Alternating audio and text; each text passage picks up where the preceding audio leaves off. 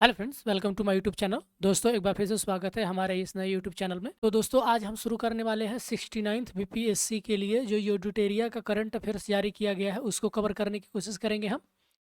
तो I think कि अभी तक आप लोगों को पता चल गया होगा कि यूडिटेरिया ने अपना अर्धवार्षिक करंट अफेयर्स जारी किया है, उसको आज हम कवर करने की कोशिश करते हैं। चलिए, आइए पहले हम राष्ट्रीय घटनाक्रम को देखते हैं कि क्या क्या इस दरमियान। ये जनवरी से आपका जून तक का करंट अफेयर्स होगा और उसमें हम पहले फटाफट 100point.com देख लेते हैं, यानी कि 100 करंट अफेयर्स क्या रहे। पहले राष्ट्रीय देख लेते हैं, उसके बाद हम अंतर्राष्ट्रीय देखेंगे। तो अपनी इंटरनेट सेवा शुरू करने वाला देश का पहला राज्य कौन बना? तो केरल बन गया। दोस्तों, इन्होंने अपनी इंटरनेट सेवा शुरू करी है। भारत का पहला ओडीएफ प्लस जिला कौन बन गया? तो वायनाड केरल का बना है। सुशासन नियमन को मंजूरी देने वाला भारत का पहला राज्य कौन बन गया? तो महाराष्ट्र बन गया। मनरेगा श्रमिकों के लिए कल्याण कोष स्थापित करने वाला भारत का पहला राज्य कौन बना? तो केरल बना। संयुक्त राष्ट्र विकास लक्ष्यों के स्थानीयकरण यानी कि लोकलाइजेशन को अपनाने वाला भारत का कौन सा शहर बना है? तो भोपाल बना है, याद रखेंगे। भारत का पहला राज्य जिसने सभी पुलिस जिलों में ड्रोन निगरानी प्रणाली स्थापित की है तो ये केरल बन गया है। भारत का पहला रीडिंग लाउंज वाला हवाई अड्डा कौन बन गया? तो लाल बहादुर शास्त्री अंतर्राष्ट्रीय हवाई अड्डा वाराणसी। भारत का पहला राज्य जिसने राइट टू वॉक लागू किया तो ये है पंजाब। भारत का पहला राज्य जिसने उच्च संस्थानों के लिए संस्थागत रैंकिंग ढांचा की शुरुआत की तो है केरल। भारत का पहला अंतर्राष्ट्रीय मल्टी मॉडल लॉजिस्टिक पार्क कहाँ विकसित किया जा रहा है? तो जोगी घोपा असम में किया जा रहा है। Cool roof policy, cool roof यानी कि जो छत को ठंडा रखता है, यानी कि घर को बेसिकली आपको इकोलॉजिकली वायबल बनाने के लिए कूल रूफ पॉलिसी लॉन्च करने वाला भारत का पहला राज्य तेलंगाना बन गया है। 100% विद्युतीकरण रेलवे नेटवर्क वाला राज्य भारत का कौन सा बना है? तो ये हरियाणा बन गया है। एक अभियुक्त की जमानत याचिका पर निर्णय लेने के लिए चैट जीपीटी तकनीक का उपयोग किस हाई कोर्ट ने किया? तो पंजाब और हरियाणा हाई कोर्ट ने। गेटवे ऑफ इंडिया से एलिफेंटा गुफाओं तक तैरने वाला पहला व्यक्ति कौन बना? याद रखेंगे, गेटवे ऑफ इंडिया से एलिफेंटा, तो ये बन गए Krishna Prakash ji. Central bank digital currency का उपयोग करने वाला भारत का पहला नगर निगम कौन बन गया? तो पटना नगर निगम बन गया। सेंट्रल बैंक डिजिटल करेंसी को मेट्रो पार्किंग के लिए स्वीकार करने वाला भारत का पहला मेट्रो कौन बन गया? तो कोच्चि मेट्रो बन गया। रेशम कीट बीमा योजना शुरू करने वाला भारत का पहला राज्य कौन बना? तो उत्तराखंड बन गया। भारत की पहली व्यवहार प्रयोगशाला किस शहर में स्थापित की जा रही है? तो जयपुर में स्थापित की जा रही है। किस शहर में पूर्वी भारत का पहला वर्ल्ड ट्रेड सेंटर? तो ये कोलकाता में बनाया जा रहा है। राइट दोस्तों, आपको ये वीडियो हमारा कैसा लग रहा है प्लीज कमेंट करना ना भूले। चलिए आगे बढ़ते हैं। तो भारत का पहला under water metro trial run ये कोलकाता में चल रहा है। भारत की पहली अंडर सी द्वी टनल का निर्माण कहाँ किया जा रहा है, यानी कि डबल अंडर सी टनल, ये मुंबई में किया जा रहा है। माउंट अन्नपूर्णा के शिखर पर पहुंचने वाले प्रथम भारतीय पुरुष कौन बन गए? तो अर्जुन वाजपेयी बन गए। भारत की पहली जल मेट्रो को हरी झंडी किस शहर में दिखाई गई? तो कोच्चि में दिखाई गई। भारत का पहला पशु जन्म नियंत्रण प्रशिक्षण केंद्र किस शहर में स्थापित किया जा रहा है? तो ये लखनऊ में किया जा रहा है, याद रखेंगे, पशु जन्म नियंत्रण प्रशिक्षण केंद्र। चुनाव आयोग ने किस राज्य के विधानसभा चुनाव में पहली बार वोट फ्रॉम होम का विकल्प पेश किया? तो ये कर्नाटक के विधानसभा चुनाव में। भारत का पहला राज्य जिसने अज्ञात निकायों का डीएनए डेटाबेस बनाया तो इसका राइट आंसर हो जाएगा हिमाचल प्रदेश। एप्पल कंपनी ने अपना पहला स्टोर किस शहर में खोला? तो मुंबई में खोला। भारत का पहला 3D मुद्रित डाकघर कहाँ बनाया जा रहा है? तो बेंगलुरु में बनाया जा रहा है। विश्व का पहला 3D प्रिंटेड हिंदू मंदिर किस राज्य में बनाया जा रहा है? तो तेलंगाना में बनाया जा रहा है। एनबीएच NABH से मान्यता प्राप्त करने वाला भारत का पहला एम्स कौन बन गया है? तो अखिल भारतीय आयुर्विज्ञान संस्थान नागपुर बन गया है। माउंट एवरेस्ट पर चढ़ने वाली प्रथम तमिलनाडु की प्रथम महिला कौन बन गई? तो मुथमीज सेल्वी बन गई। भारत का पहला 100% डाई इथाइल ईथर ईंधन वाला ट्रैक्टर किसने विकसित किया? तो बन गया आपका IIT Kanpur. Global container port performance index 2022 के अनुसार भारत का सबसे कुशल बंदरगाह कौन बना? तो पीपावाव पोर्ट गुजरात बन गया है। एशिया के सबसे बड़ी क्लस्टर विकास योजना कहाँ शुरू की गई? तो ठाणे महाराष्ट्र में शुरू की गई।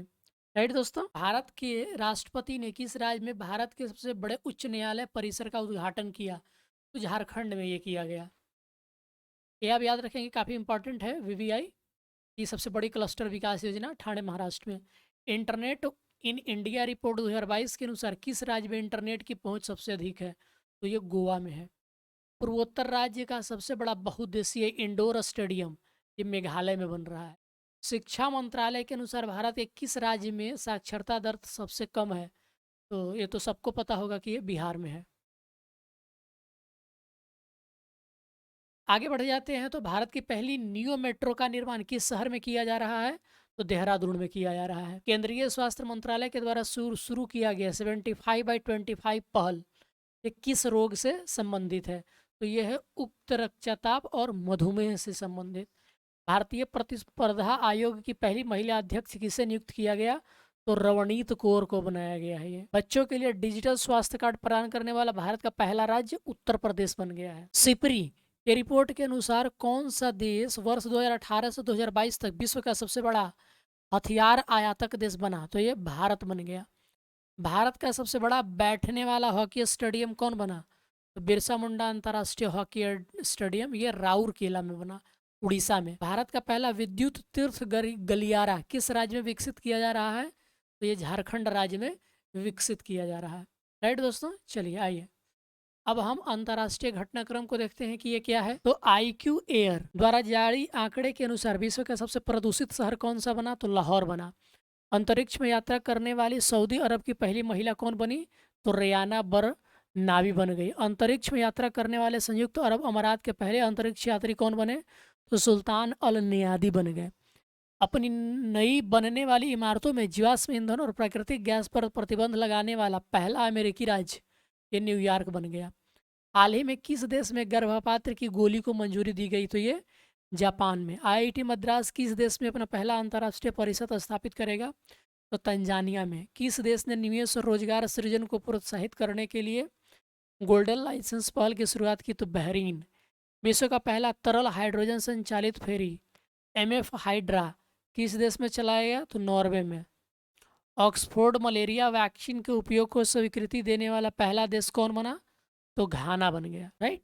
अब ये विज्ञान और प्रौद्योगिकी वाला हिस्सा भी हम लोग साथ साथ करते चलते हैं। तो भारत की पहली मोबाइल BSL-3 प्रयोगशाला ये रामबाण बनी है। भारत का पहला क्वांटम कंप्यूटिंग आधारित दूरसंचार नेटवर्क लिंक ये नई दिल्ली में शुरू किया गया। किस शहर में भारत का सबसे बड़ा स्टेम सेल निर्माण संयंत्र स्थापित करने की घोषणा की गई? तो हैदराबाद में की गई। तो फिनलैंड ने विश्व की पहली सैंड बैटरी स्थापित की। इसरो ने स्नातक और स्नातकोत्तर छात्रों को अंतरिक्ष विज्ञान एवं प्रौद्योगिकी संबंधित प्रारंभिक प्रशिक्षण देने के लिए किस कार्यक्रम की शुरुआत की? तो स्टार्ट कार्यक्रम। भारतीय नौसेना ने कलवरी श्रेणी के किस छठी एवं अंतिम पनडुब्बी का परीक्षण किया? तो ये वागसीर है। केन्या का पहला पृथ्वी अवलोकन उपग्रह का नाम ताइफा 1 है। दुबई एयरपोर्ट पर दुनिया के पहले रोबोटिक चेक इन सहायक को लॉन्च किया गया, उसका नाम सारा रखा गया। याद रखेंगे, सारा पूछेगा कि रोबोट किस कंट्री का है तो दुबई एयरपोर्ट पर लगाया गया है। ये माउंट एवरेस्ट पर सबसे अधिक बार यानी कि 27 बार चढ़ाई करने का रिकॉर्ड ये कामी रीता शेरपा का है। ये अल्कोहल उत्पादों पर स्वास्थ्य चेतावनी को अनिवार्य रूप से लागू करने वाला विश्व का पहला देश कौन बना? तो आयरलैंड बना। इस देश की सरकार ने वर्ष 2025 को पर्यटन के लिए विशेष वर्ष के रूप में घोषित किया? तो नेपाल को। फिनलैंड नाटो सैन्य संगठन में शामिल हो गया। इसके साथ नाटो में सदस्य देशों की संख्या कुल कितनी हो गई? तो 31 हो गई। दुनिया का सबसे कम स्वतंत्र देश हाल ही में किसी घोषित किया गया? तो तिब्बत को घोषित किया गया।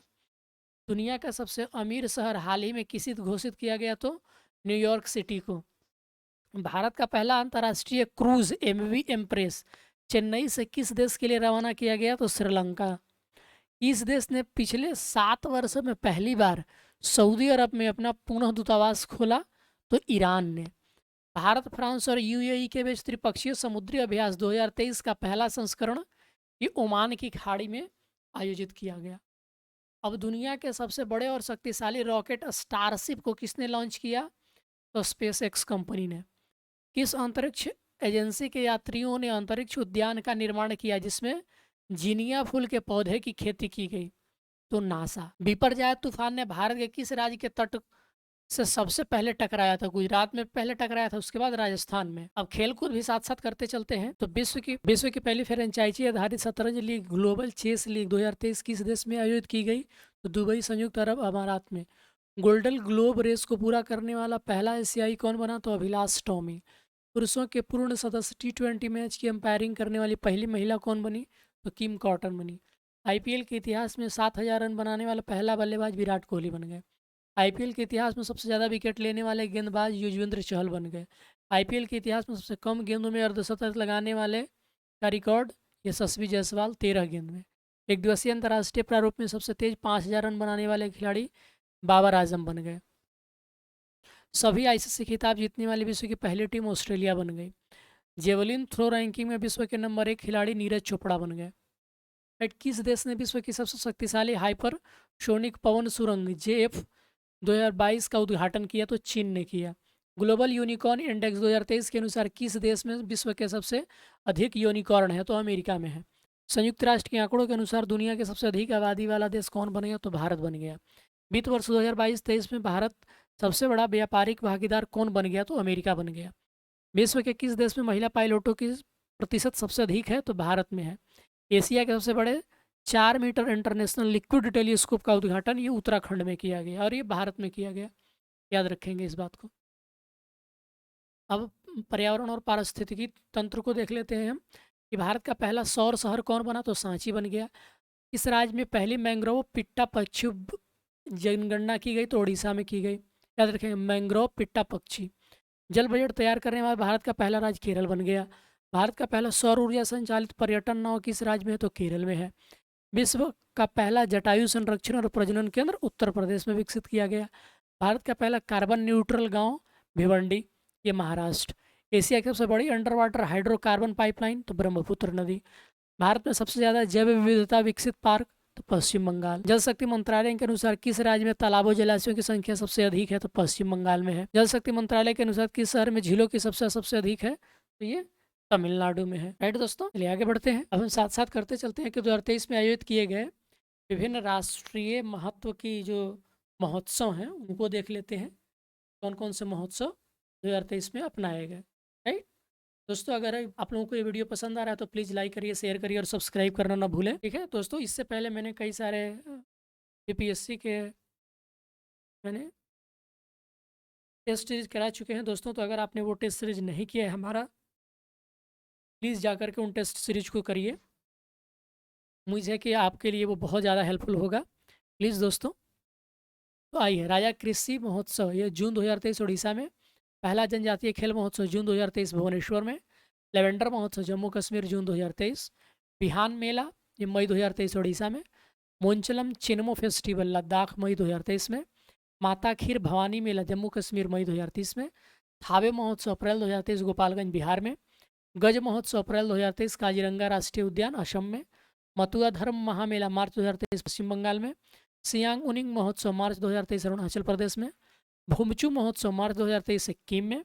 राष्ट्रीय युवा संसद महोत्सव नई दिल्ली मार्च 2023। काला घोड़ा कला महोत्सव तो ये मुंबई फरवरी 2023 में। आदि महोत्सव नई दिल्ली फरवरी 2023 में।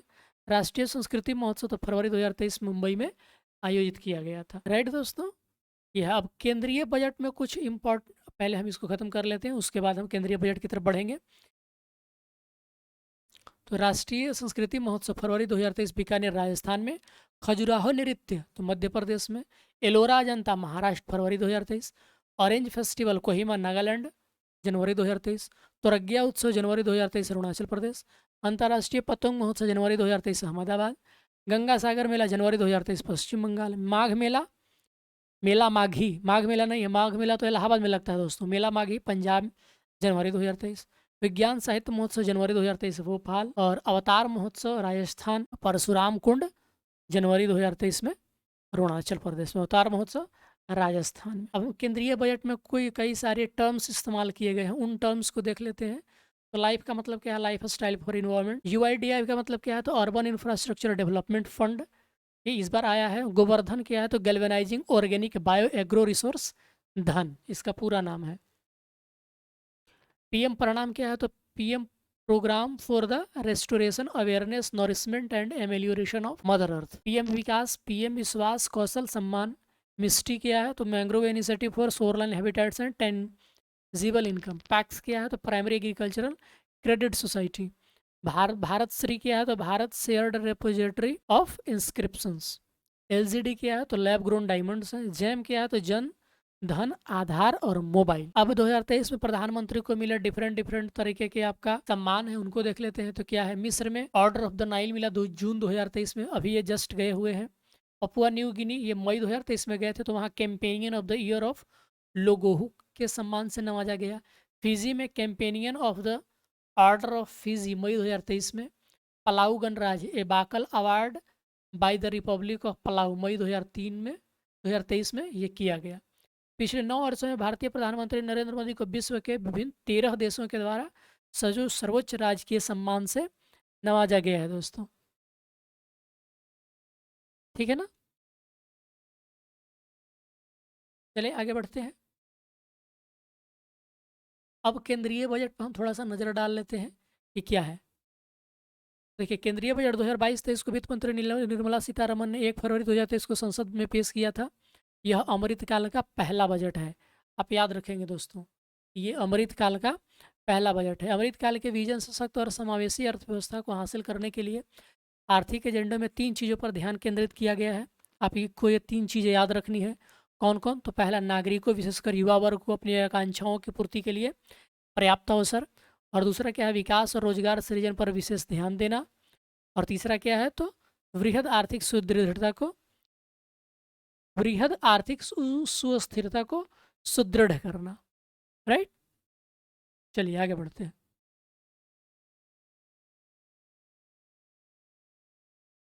तो अमृतकाल एट 100 तक हमारी यात्रा के दौरान लिखित 4 मौके रूपांतरकारी हो सकते हैं। कौन कौन वो 4 मौके हैं?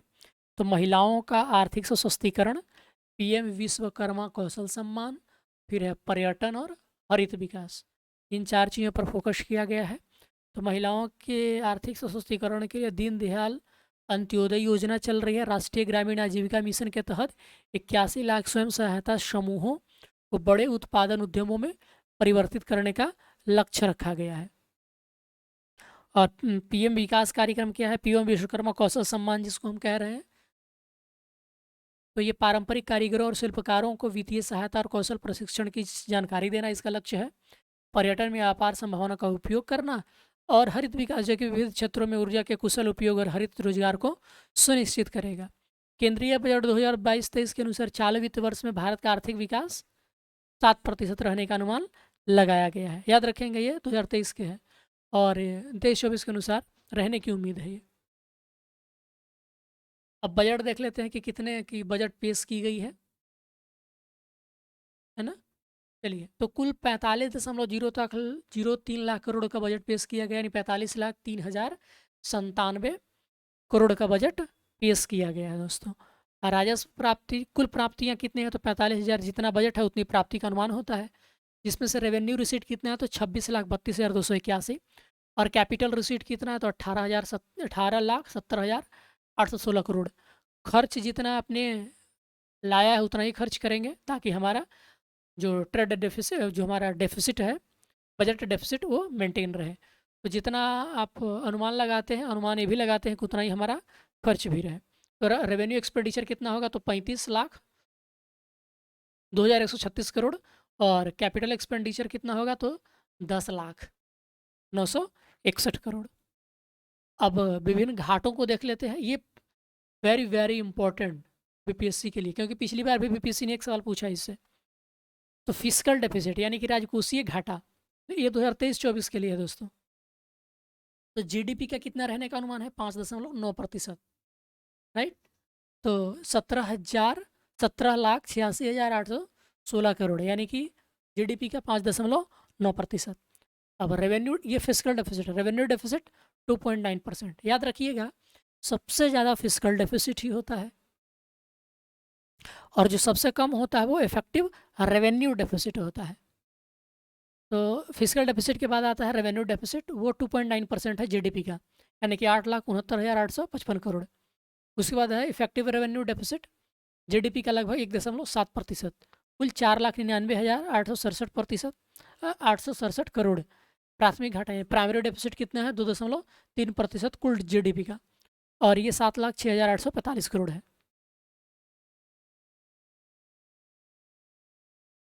सरकार ने 2025-26 तक राजकोषीय घाटा को जीडीपी का 4.5% तक लाने का लक्ष्य रखा है। राज्यों को जीएसडीपी के 3.5% के राजकोषीय घाटे की अनुमति होगी, जिसका 0.5% विद्युत क्षेत्र में सुधार से जोड़ा जाएगा। वित्तीय वर्ष 2022-23 में राजकोषीय घाटा का अनुमान कितना है? तो 17,86,816 करोड़ लगाया गया है। अर्थात इस बार सरकार को लगभग 17.87 लाख करोड़ रुपये उधार या कर्ज लेना पड़ेगा।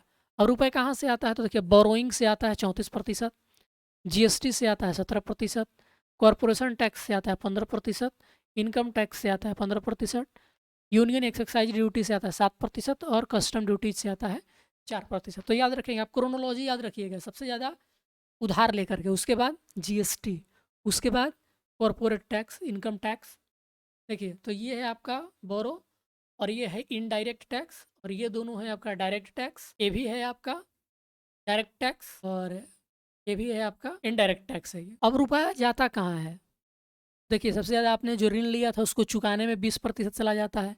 आपने ऋण का प्रतिशत कितना याद रखेंगे? तो 34%। अब उसमें से 20% रुपये तो हम लोग अपने उसको चुकाने में भेज देते हैं,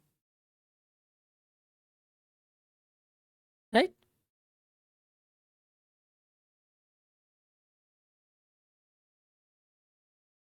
करों और शुल्कों में राज्यों का हिस्सा कितना है? तो 18% है। यानी कि राज्य सरकारों को दिया जाता है एज ए, क्योंकि आप जीएसटी जमा कर रहे हैं तो राज्यों को हिस्सा होता है। केंद्रीय क्षेत्र की योजना 17%, वित्त आयोग और अन्य अंतरण 9%, केंद्र प्रायोजित योजनाएं 9% और रक्षा में 8%। बजट 2022-23 में 7 प्राथमिकताएं तय की गई हैं, जिसको हम सप्तर्षि कहते हैं। आपको ये चीज़ें याद रखनी है, बिल्कुल कंठस्थ याद रखनी है, याद ही नहीं रखनी दोस्तों, आपको आपको कंठस्थ याद रखना है, ठीक है ना। तो चलिए आइए देखते हैं। तो पहला क्या है? समावेशी विकास है पहला। दूसरा क्या है? अंतिम व्यक्ति तक पहुंच है। तीसरा क्या है? अवसंरचना एवं निवेश है।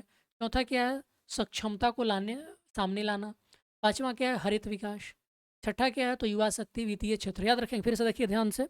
समावेशी विकास, अंतिम व्यक्ति तक पहुंच, फिर अवसंरचना और निवेश, सक्षमता को सामने लाना, फिर है हरित विकास, फिर है युवा शक्ति, और फिर है वित्तीय क्षेत्र। तो आप सातों को भूलेंगे नहीं, ये बहुत बार प्री में पूछा जाएगा आपसे। अब हम एक एक कर को देख लेते हैं तो हमारा बजट खत्म हो जाएगा यहाँ पर, राइट दोस्तों। तो समावेशी विकास में क्या है? तो कृषि और सहकारिता है। कृषि के लिए डिजिटल पब्लिक इंफ्रास्ट्रक्चर का निर्माण किया जाएगा, है ना। ग्रामीण क्षेत्र में युवा उद्यमी को एग्री स्टार्टअप खोलने में प्रोत्साहित करने के लिए एग्रीकल्चरल एक्सेलरेटर फंड यानी कि कृषि वर्धक नीति निधि स्थापित की जाएगी। 2022 करोड़ रुपए की लागत से आत्मनिर्भर बागवानी स्वच्छ पौध कार्यक्रम का शुभारंभ करने की घोषणा की गई। इसका उद्देश्य क्या है? तो उच्च गुणवत्ता वाले बागवानी फसल के लिए रोगमुक्त और गुणवत्तापूर्ण पौध सामग्री की उपलब्धता को बढ़ाना। केंद्रीय वित्त मंत्री निर्मला सीतारमण ने मोटे अनाज को लोकप्रिय बनाने के लिए श्री अन्न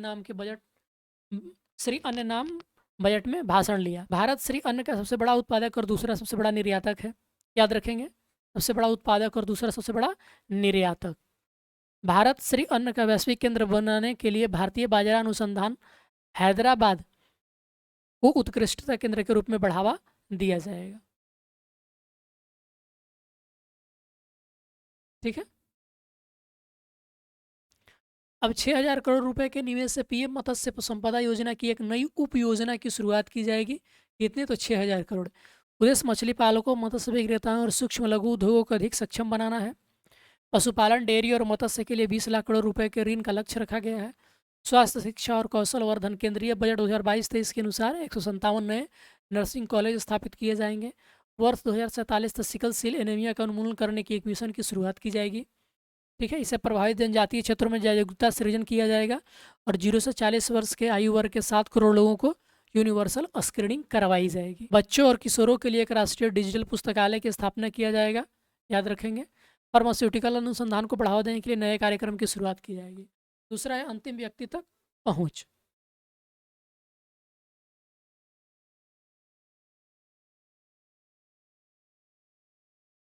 तो आकांक्षी जिला कार्यक्रम की सफलता को देखते हुए सरकार 500 ब्लॉकों में आकांक्षी ब्लॉक कार्यक्रम शुरू करेगी, याद रखेंगे। विशेष रूप से संवेदनशील जनजातीय इलाकों में सामाजिक स्थिति में सुधार लाने के लिए प्रधानमंत्री पीवीटीजी विकास योजना का निर्माण किया जाएगा। अगले 3 वर्षों में इस मिशन को लागू करने के लिए लगभग 15,000 करोड़ रुपए की राशि उपलब्ध कराई जाएगी। अगले 3 वर्षों में केंद्र 3.5 लाख जनजाति छात्रों के लिए चलाए जा रहे 740 एकलव्य मॉडल आवासीय स्कूलों में 38,800 अध्यापक और सहायक कर्मचारियों की नियुक्ति करेगा।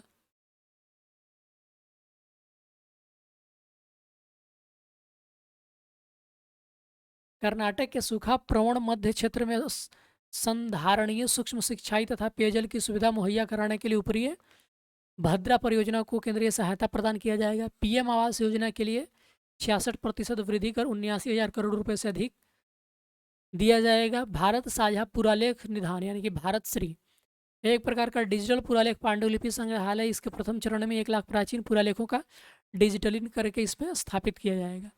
जेल में बंद निर्धन व्यक्तियों जो जमानत राशि व्यवस्था करने में असमर्थ होने वित्तीय सहायता प्रदान करने के लिए इस बजट में घोषणा की गई है। तीसरा है अवसंरचना और निवेश, इंफ्रास्ट्रक्चर एंड इन्वेस्टमेंट। और अवसंरचना निवेश में तेजी लाने के लिए लगभग 1.3 लाख करोड़ रुपए बढ़े परिव्यय के साथ राज्यों के लिए 50 वर्षीय ब्याज मुक्त ऋण को और 1 वर्ष जारी रखने का निर्णय लिया गया है। रेलवे 2.4 लाख करोड़ रुपए की पूंजीगत निधि का प्रावधान किया गया है, जो अब तक की रेलवे के इतिहास में सर्वाधिक है। क्षेत्रीय हवाई कनेक्टिविटी में सुधार लाने के 50 अतिरिक्त हवाई अड्डों का पुनरुद्धार किया जाएगा। शहरी अवसंरचना विकास कोष यानी कि अर्बन इंफ्रास्ट्रक्चर डेवलपमेंट फंड की स्थापना की जाएगी। इसका प्रबंधन राष्ट्रीय आवास बैंक करेगा। ये देखिए दोस्तों, ये बहुत ही इंपॉर्टेंट है। कौन करेगा? तो नेशनल हाउसिंग बैंक जो है, इसका उपयोग टीयर 2 और टीयर 3 शहरों में अवसंरचना के निर्माण के लिए सार्वजनिक एजेंसियों के द्वारा किया जाएगा। इसके लिए प्रति वर्ष जो है 10,000 करोड़ रुपए की धनराशि उपलब्ध कराई जाएगी। अब चौथा हमारा लक्ष्य है सक्षमता को सामने लाना। एकीकृत ऑनलाइन प्रशिक्षण के लिए आई गॉट कर्मयोगी नामक एक प्लेटफॉर्म की शुरुआत की जाएगी। देश के शीर्ष शैक्षणिक संस्थानों में कृत्रिम बुद्धिमत्ता के लिए 3 उत्कृष्टता केंद्र स्थापित किए जाएंगे। स्टार्टअप्स और शिक्षा विदों द्वारा नवाचार और अनुसंधान शुरू करने के लिए राष्ट्रीय डाटा शासन निधि लाई जाएगी। न्याय में के प्रशासन में दक्षता लाने के लिए 7,000 करोड़ रुपए के परिव्यय से ई न्यायालय परियोजना चरण 3 शुरू किया जाएगा। एमएसएमई के संविदा निष्पादन को सरल बनाने के लिए विवाद से विश्वास वन लाया जाएगा। सरकार और सरकारी उपक्रमों के संविधागत विवादों के निपटान के लिए विवाद से विश्वास 2 लाया जाएगा। एमएसएमई बड़े व्यवसायों और चैरिटेबल ट्रस्ट के प्रयोग के लिए निकाय डिजी लॉकर लाया जाएगा। पहचान और पते की अपडेट के लिए 1 स्टॉप समाधान की व्यवस्था की जाएगी और डिजी लॉकर आधार को मूलभूत पहचान के रूप में प्रयोग किया जाएगा। 5G सेवाओं पर आधारित एप्लीकेशन विकसित करने के लिए 100 लैब्स स्थापित किए जाएंगे। व्यापारिक सुगमता को बढ़ावा देने के लिए 39,000 से अधिक अनुपालनों को कम किया गया और 34,000 से अधिक विधिक बंदों को अपराध की श्रेणी से हटाया गया। 42 केंद्रीय अधिनियमों में संशोधन के लिए जन विश्वास विधेयक पेश किया गया। 5वां हरित विकास, पर्यावरण के प्रति सजग जीवन शैली के आंदोलन को गति देने के लिए लाइव शुरू किया गया था, जिसकी चर्चा बजट भाषण में की गई है। 19,700 करोड़ रुपए की लागत से शुरू किया गया राष्ट्रीय हरित हाइड्रोजन मिशन की मदद से अर्थव्यवस्था को निम्न कार्बन सघनता वाली स्थिति में ले जाया जाएगा और इस मिशन की मदद से जीवाश्म ईंधन के आयातों पर निर्भरता को कम करके 2030 तक 5 MMT वार्षिक उत्पादन का लक्ष्य निर्धारित किया गया है। लद्दाख से 13 गीगावाट नवीकरणीय ऊर्जा के निष्क्रमण और ग्रिड एकीकरण के लिए अंतर्राज्यीय पारेषण प्रणाली 20,700 करोड़ रुपए के निवेश के साथ निर्मित की जाएगी। पर्यावरण संरक्षण अधिनियम के तहत हरित ऋण क्रेडिट कार्यक्रम को अधिसूचित किया जाएगा। अब पीएम प्रणाम जो स्कीम आई है, रासायनिक उर्वरकों के संतुलित प्रयोग तथा इसके स्थान पर वैकल्पिक उर्वरकों के प्रयोग को बढ़ावा देने के लिए कार्यक्रम को शुरू किया जाएगा। सक्रिय अर्थव्यवस्था को बढ़ावा देने के लिए गोवर्धन यानी galvanising organic bio agro resource धन का 10,000 करोड़ रुपए के कुल निवेश के साथ 500 नए अपशिष्ट आमदनी संयंत्र स्थापित किए जाएंगे। अगले 3 वर्षों में सरकार 1 करोड़ किसानों को प्राकृतिक खेती अपनाने के लिए सहायता देगी। मैंग्रोव पौधारोपण के लिए तटीय पर्यावास और ठोस आमदनी के लिए मैंग्रोव पहल यानी कि मिस्ट्री की शुरुआत की जाएगी। अगले 3 वर्षों में सरकार अमृत धरोहर योजना के माध्यम से आर्द्र भूमि तथा जैव विविधता को बढ़ावा देगी। अब युवा शक्ति, इसके लिए जो स्कीम आई है ये है स्किल इंडिया डिजिटल प्लेटफॉर्म, ये याद रखिएगा। अगले 3 वर्षों में युवाओं को कौशल प्रदान करने के लिए प्रधानमंत्री कौशल विकास योजना 4.0 की शुरुआत की जाएगी। इस योजना में इंडस्ट्री 4.0 जैसे coding, AI, robotics, 3D printing जैसे नए युग के पाठ्यक्रमों को शामिल किया जाएगा। युवाओं को अंतर्राष्ट्रीय अवसरों के लिए कौशल प्रदान करने हेतु अलग अलग राज्यों में 30 स्किल इंडिया इंटरनेशनल सेंटर स्थापित किए जाएंगे। स्किल इंडिया डिजिटल प्लेटफॉर्म की शुरुआत कर कौशल वर्धन हेतु डिजिटल तंत्र को विस्तार प्रदान किया जाएगा, जिसके निम्नलिखित लक्ष्य हैं: मांग आधारित औपचारिक कौशल वर्धन सक्षम करना, एमएसएमई सहित नियुक्त के साथ जोड़ना, उद्यमिता योजनाओं की सुलभता को सुगम करना और अखिल भारतीय राष्ट्रीय प्रशिक्षु प्रोत्साहन योजना के अंतर्गत 3 वर्षों में 47 लाख युवाओं को वृत्तिका सहायता प्रदान करने के लिए डायरेक्ट बेनिफिट ट्रांसफर की शुरुआत करना। पर्यटन में क्या क्या किया गया है? तो चुनौती मोड के माध्यम से चुने जाने वाले 500 पर्यटन गंतव्य स्थलों को घरेलू और विदेशी पर्यटकों के लिए संपूर्ण प्रायोजक के रूप में विकसित करना। देखो अपना देश लाया जाएगा। Swadesh Darshan Yojana, vibrant village programme, unity mall स्थापित किया जाएगा। वित्तीय क्षेत्र के लिए याद रखेंगे आप स्कीम, राष्ट्रीय वित्तीय सूचना रजिस्ट्री बनाया जा रहा है, जिसमें सारे सूचना रखे जाएंगे। इसमें कुशल प्रवाह संभव होगा, वित्तीय समावेशन को बढ़ावा मिलेगा, वित्तीय स्थिरता मिलेगी। और ये इसके तहत डाटा दूतावासों की स्थापना की जाएगी और एक केंद्रीय डाटा संसाधन केंद्र की स्थापना की जाएगी। और 2022 में डिजिटल भुगतान के लेन देन में 76% और मूल्य में 91% की वृद्धि हुई है। और 2025 तक 2 वर्ष की अवधि के लिए एक नई लघु बचत योजना, ये याद रखेंगे, वेरी वेरी इंपॉर्टेंट है, महिला सम्मान बचत प्रमाण पत्र उपलब्ध कराया जाएगा। वरिष्ठ नागरिक बचत योजना के लिए अधिकतम जमा सीमा को 15 लाख रुपए से बढ़ाकर 30 लाख रुपए कर दिया गया। तो ये था हमारा बजट। अब बजट में कुछ इंपॉर्टेंट बातें भी रखी गई हैं, उनको देख लेते हैं थोड़ा सा। मोबाइल फ़ोन का उत्पादन पिछले वित्तीय वर्ष में 2,75,000 करोड़ रुपए से 31 करोड़ यूनिट तक पहुंच गया। आकस्मिक 16% वृद्धि करने का प्रस्ताव किया गया है विनिर्दिष्ट सिगरेटों पर। भारत विश्व में स्टार्टअप के लिए तीसरा सबसे बड़ा इकोसिस्टम बन गया। मध्यम आय के देशों में नवाचार गुणवत्ता में दूसरे स्थान पर है ये। 2014 से अब तक की उपलब्धियां क्या रही? इन 9 वर्षों में भारतीय अर्थव्यवस्था दुनिया की 10वीं सबसे बड़ी अर्थव्यवस्था बन गई। स्वच्छ भारत मिशन के तहत 11.7 करोड़ रुपए के शौचालयों का निर्माण किया गया। उज्ज्वला योजना के तहत 9.6 करोड़ एलपीजी कनेक्शन, 102 करोड़ लोगों का 220 करोड़ कोविड टीकाकरण। पीएम जनधन योजना के तहत 47.8 करोड़ बैंक खाते खोले। तो ये रहा हमारा दोस्तों बजट। हम अगले वीडियो में कवर करेंगे आर्थिक समीक्षा को। तो प्लीज़ आपको ये वीडियो कैसा लग रहा है हमें ज़रूर कमेंट करके बताएं। वीडियो देखने के लिए आप सबका बहुत बहुत शुक्रिया। मिलते हैं नेक्स्ट वीडियो में, तब तक के लिए धन्यवाद।